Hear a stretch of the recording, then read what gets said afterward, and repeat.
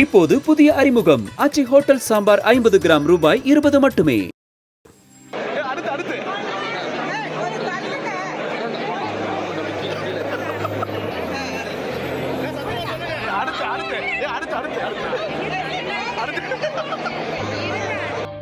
திருப்பூர் மாவட்டம் பல்லடம் அடுத்த காரணம்பேட்டையில் திமுக சார்பில் தேர்தல் அறிக்கை தயாரிக்கும் குழு கருத்து கேட்பு கூட்டத்தில் கலந்து கொண்ட முன்னாள் அமைச்சர் செந்தில் பாலாஜிக்கு திமுக மகளிர் அணி நிர்வாகிகள் ரோஜாப்பூ கொடுத்து மகிழ்ந்தனர். காதலர் தினத்தன்று நடைபெற்ற இந்த நிகழ்வால் அரங்கத்தில் சிரிப்பலை எழுந்தது.